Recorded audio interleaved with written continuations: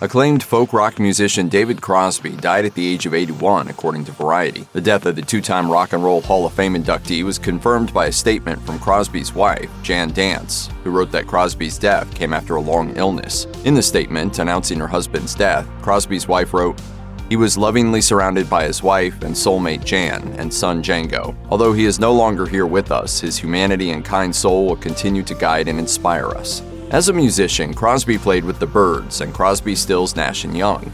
Both groups helped define the popular Laurel Canyon folk rock sound of the 60s, so named after the wooded Laurel Canyon neighborhood of Los Angeles, where Crosby and many of his contemporaries lived. In his career, Crosby also released a number of solo records. Crosby began his career as a solo artist, singing and performing at iconic LA venues like the Troubadour. The first single he released with the Byrds, Mr. Tambourine Man, came out in 1965. By 1967, the Byrds' lineup changed and Crosby's songwriting became the focus of the band. That same year, in the midst of recording their record The Notorious Byrd Brothers, tensions boiled over and Crosby was kicked out. With the end of one project, though, Crosby found himself at work with Stephen Stills and Graham Nash as Crosby, Stills, and Nash, who released a self-titled record in 1969. We had created, between me and David and Stephen, a vocal sound that was completely unique.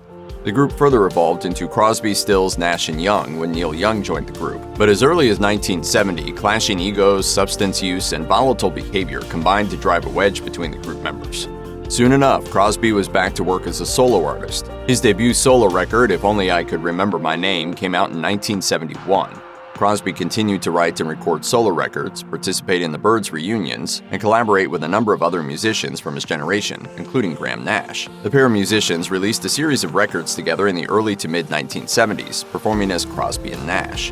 In 1989, Crosby released his first solo record in a dozen years, Oh Yes I Can, and continued to write and record a number of solo works from that point on. In 2016, tensions between Crosby and Graham Nash finally became too much after decades of releasing music and performing together.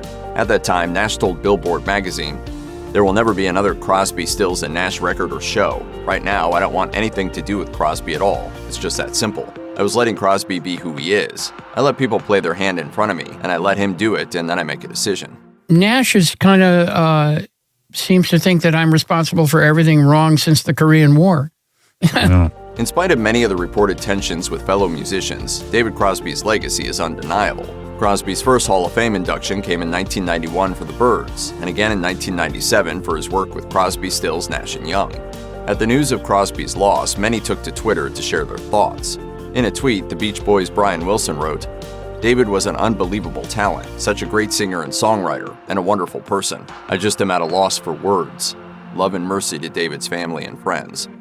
Folk rock singer-songwriter Melissa Etheridge, who conceived 2 children with Crosby's sperm donation, also took to Instagram to mourn his passing, writing, "I'm grieving the loss of my friend and Bailey's and Beckett's biological father, David. He gave me the gift of family. I will forever be grateful to him, Django, and Jan. His music and legacy will inspire many generations to come. A true treasure." Crosby is survived by his wife Jan and his son Django, as well as 2 daughters from previous relationships, Erica and Donovan. In the statement announcing her husband's death, Crosby's wife Jan Dance also wrote, "His legacy will continue to live on through his legendary music. Peace, love, and harmony to all who knew David and those he touched. We will miss him dearly. At this time, we respectfully and kindly ask for privacy as we grieve and try to deal with our profound loss."